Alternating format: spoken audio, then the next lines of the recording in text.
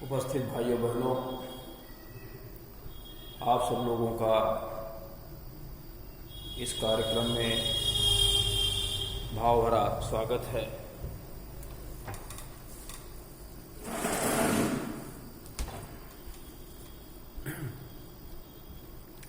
आइए सबसे पहले गुरु वंदना करते हैं।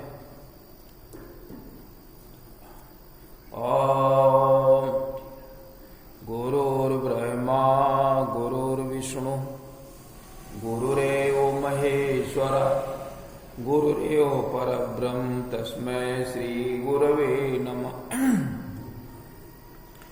अखंड मंडलाकारं व्याप्तं येन चराचरं तत्पदं दर्शितं येन तस्मै श्री गुरवे नमः। मातृवत लालयित्री च पितृवत मार्गदर्शिका नमो अस्तु गुरुसत्तायै श्रद्धा प्रज्ञायुता चया। ओम श्री गुरवे नमः। आइए भगवान श्री कृष्ण का ध्यान करते हैं। ओम वसुदेव सुतं देवं कंस चाणूरमर्दनं देवकी परमानंदं कृष्णं वंदे जगद्गुरुम्। ओम श्री कृष्णाय नमः। प्रकाश रूप परमात्मा से प्रार्थना करें कि हमारी बुद्धि को सन्मार्ग की ओर प्रेरित करें। गायत्री मंत्र के साथ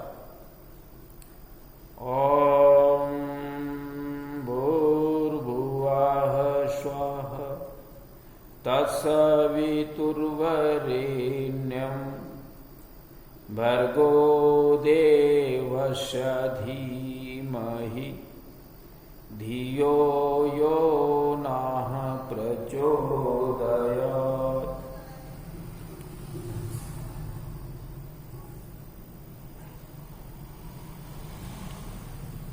आइए हम सब लोग त्र्यंबकम जी से प्रार्थना करें कि जो ये महामारी चल रही है वैश्विक स्तर पर, उसका समापन हो तथा इसके फैलाने वालों को भगवान सद्बुद्धि प्रदान करें। ओम त्र्यंबकं यजामहे सुगंधिं पुष्टिवर्धनम् उर्वारुकमिव बंधनान् मृत्योर्मुक्षीयमामृतात्। बोले त्र्यंबक भगवान की जय। उपस्थित भाइयों बहनों एवं हमारी गुरुसत्ता जो सूक्ष्म रूप में उपस्थित है, सभी लोगों को नमन करते हुए मानस की अगली चर्चा का शुभारंभ करते हैं। पिछले सत्संग में हमने बताया था कि परमात्मा कैसा है, उसको ज्ञानी लोग वेद उसके विषय में क्या कहते हैं। ये निश्चित है परमात्मा मनुष्य जैसा तो नहीं है, क्योंकि मनुष्य इस सृष्टि को नहीं बना सकता है। इतनी कॉम्प्लिकेटेड है संरचना सृष्टि की, वो मानव के बस की बात नहीं। लेकिन बुद्धि में बहुत श्रेष्ठ है। तो वेद क्या कहते हैं कि बिनु पद चलई सुने बिनु काना ओकर बिनु कर्म करे विधि नाना। ओ आनन रहित सकल रस भोगी ओ बिनु बाणी बकता बड़ जोगी। ऐसा परमात्मा है, वाणी नहीं है लेकिन बहुत बड़ा ज्ञानी वक्ता भी है। ये सब उसके गुण है परमात्मा के। और वेद भी इसको गाते हैं, ज्ञानी लोग भी इसी प्रकार से वर्णन करते हैं। मुनि लोग ध्यान करते हैं, ध्यान साधना उसी प्रकाश स्वरूप परमात्मा की होती है, जिसका कोई आकार नहीं, पता नहीं कैसा है, उसको कोई आकार नहीं बना सकता, इस प्रकार का है।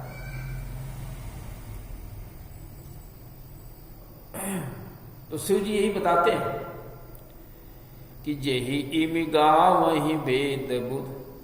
वेद और ज्ञानी लोग इस प्रकार से गाते हैं कि वाणी न होने के बावजूद भी बहुत बड़ा वक्ता है, योग्य वक्ता, ज्ञानी वक्ता है परमात्मा। और जाहि धरहि मुनि ध्यान, उसी का ध्यान मुनि लोग धरते हैं।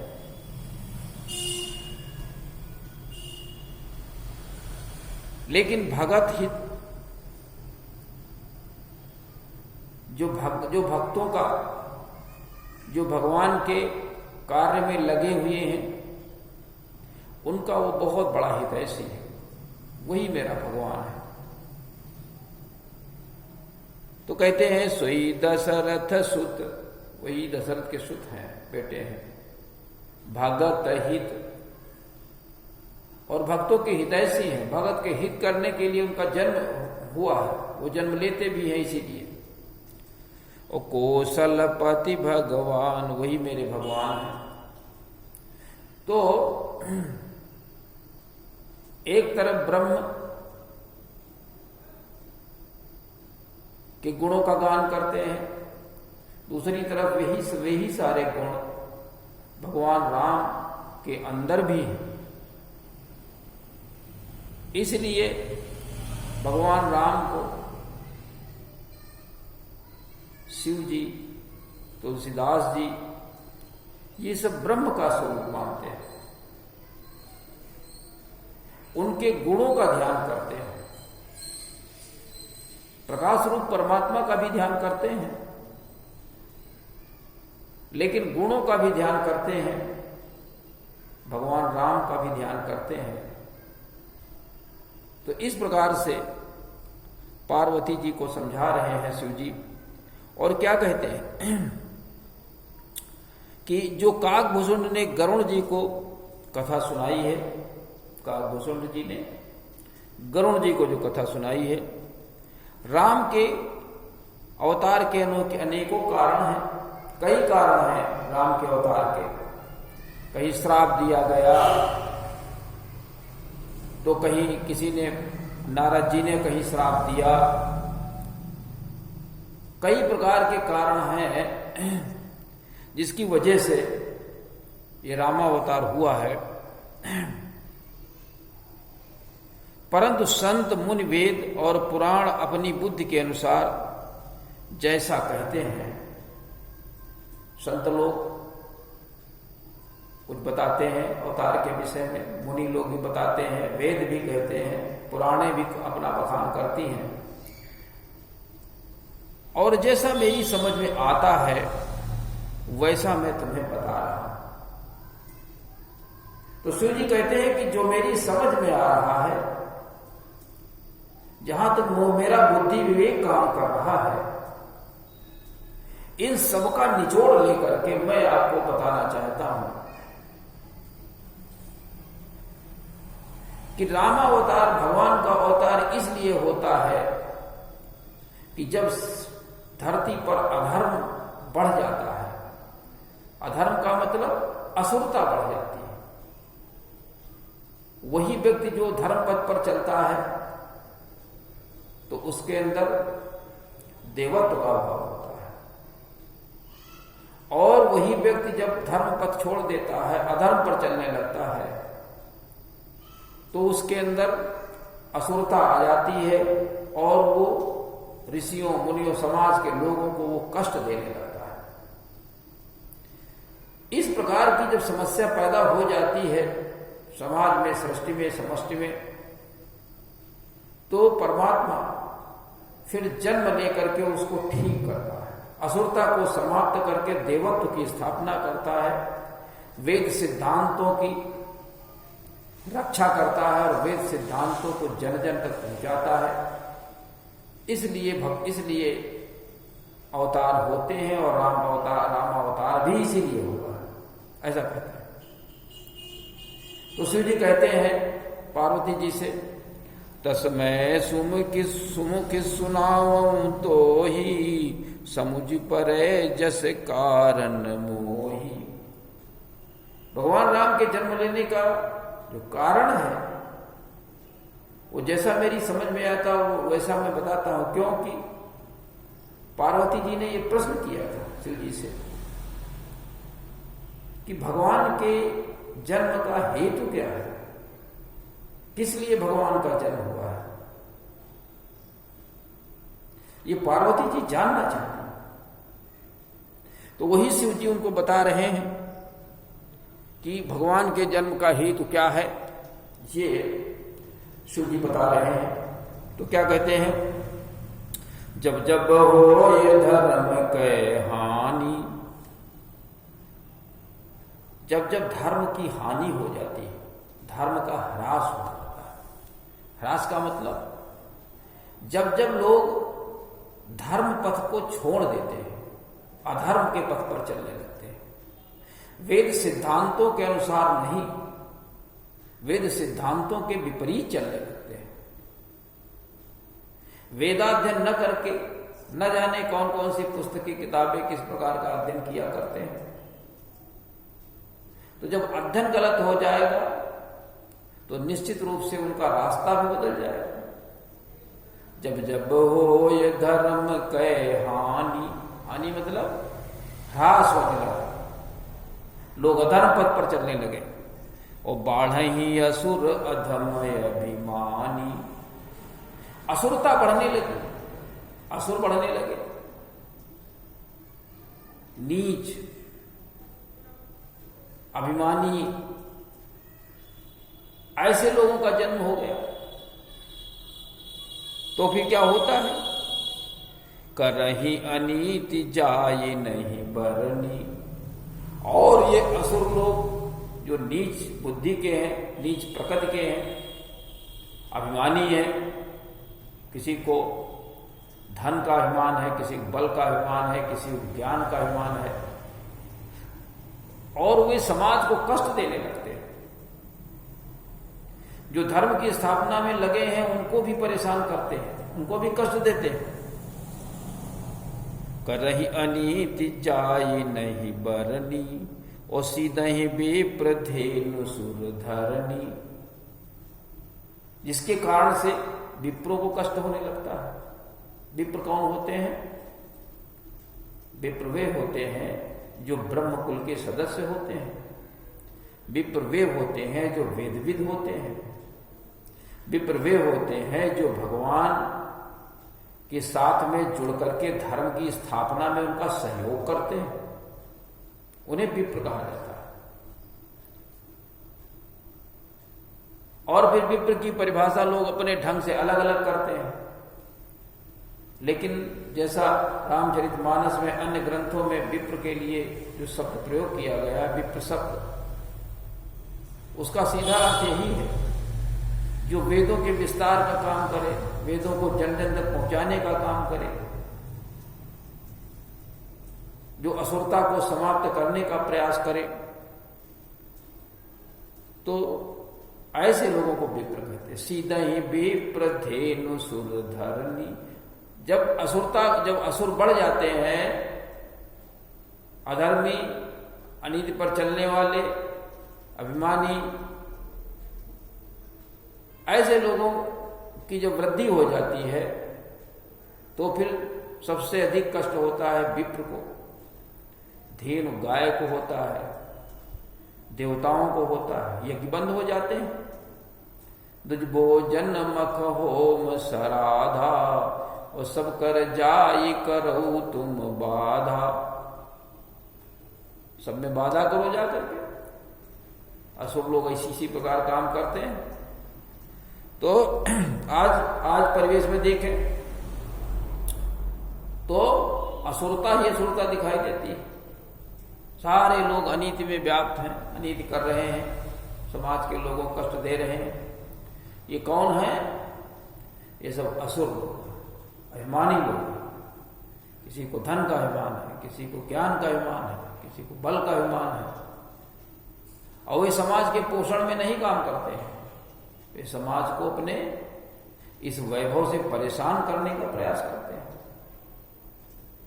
तो असुरता की संख्या बहुत हो गई, जबकि होना क्या चाहिए? देवत्व होना चाहिए। फिर क्या होता है? असुर मारी था पही सुरन। असुर, जब भगवान का जन्म होता है, और राम का जन्म इसलिए हुआ असुरता को समाप्त कर देवत्व की स्थापना की जाए। आसुरी जो वृत्ति है मस्तिष्क में भरी हुई है, उसका समापन किया जाए। भगवान राम ने किया भी ऐसा। वेदों के ज्ञान के प्रचार और प्रसार के लिए विप्रों की खेती की, विप्रों को बढ़ाया, विप्रों की व्यवस्था की, समाज में फैलें और वो असुरता को समाप्त करने में सहयोग करें। और जो बड़े बड़े असुर थे, जिनके ऊपर कोई असर नहीं होने वाला था, उसको स्वयं धनुष बाण लेकर के जगह जगह जाकर के उनका समापन किया। बिल्कुल असुरता समाप्त कर दी अपने राज्य में। तभी तो उनके राज्य में क्या था? किसी कोई कष्ट नहीं था। दैहिक दैविक भौतिक तापा, और राम राज्य नहीं काम ही व्यापा। सब नर करही परस्पर प्रीति, और चलाई स्वधर्म निरत श्रुति रीति। सभी लोग वेद की रीति के अनुसार चलते थे, वेद की नीति के अनुसार चलते थे। सभी संध्योपासन करते थे, सभी वेदाध्ययन करते थे, सभी यज्ञ करते थे, सभी दान करते थे। राम के राज्य में ऐसा था। तो भगवान का जन्म इसलिए हुआ, असुर मारी था पही सुरन, और राखहि निज श्रुति सेतु। निज श्रुति सेतु, भगवान राम ने स्वयं वेद के सिद्धांतों की मर्यादा को बनाए रखा, वेद सिद्धांतों को जन जन तक पहुंचाया, और जग विस्तार ही विशद जस। भगवान राम ने वेदों के जो विशद निर्मल जो यश है, वेदों के निर्मल जो गुण हैं, उनका विस्तार किया जग में, चारों तरफ फैलाया। जग विस्तार ही विशद जस, और राम जन्म कर हेतु। राम जन्म का जो हेतु है, इसलिए भगवान राम का जन्म हुआ, वो इसलिए हुआ। ये मेरी समझ में आता है। शिव जी पार्वती जी को यही बता रहे हैं कि मेरी समझ में तो यही बात आती है कि वेदों के गुणों को, वेदों के ज्ञान को जन जन तक पहुंचाना, ये भगवान राम का के जन्म का मुख्य उद्देश्य रहा।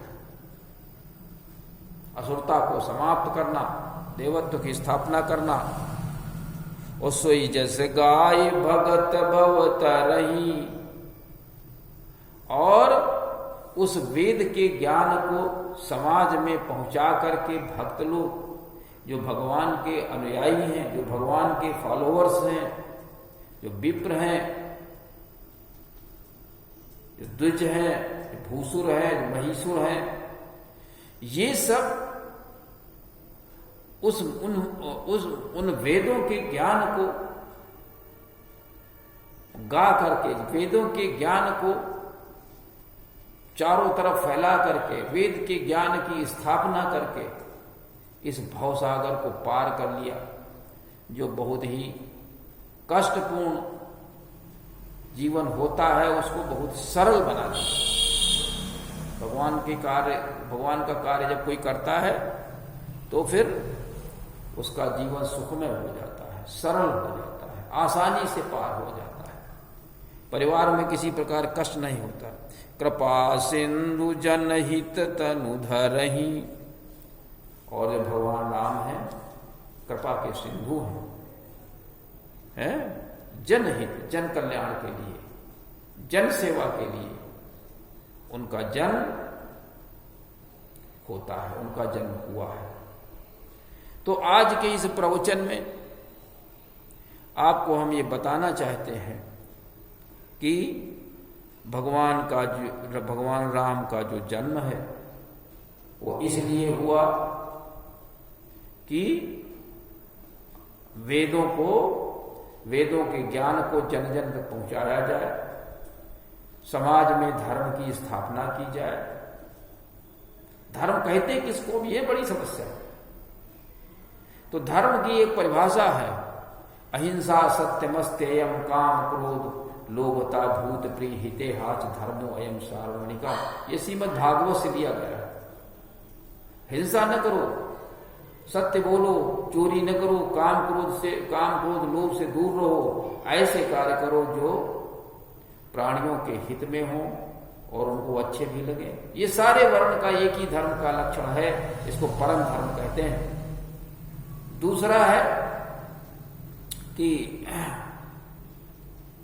वेदों के माध्यम से जो तमोगुणी लोग हैं उनको सतोगुणी बनाने का प्रयास किया जाए। जब ये तमोगुण रजोगुण समाप्त हो जाता है तो अधर्म अपने आप समाप्त हो जाता है। धर्मो रजस्तमो हन्यात् सत्ववृद्धिरनुत्तम आसुनस्य तन्मूलो हे धर्म उभयते। अधर्म अपने आप समाप्त हो जाता है। हम तमोगुण को समाप्त करें, सतोगुण की वृद्धि करें। इसके लिए आप सब लोगों को अपने अंदर का तमोगुण समाप्त करना चाहिए। और ये संध्योपासन, वेदाध्ययन, यज्ञ और दान के माध्यम से समाप्त होता है। सत्संग में आते रहें तो आपका ये जो तमोगुण है अपने आप समाप्त हो जाएगा। बोलिए सियावर रामचंद्र की जय।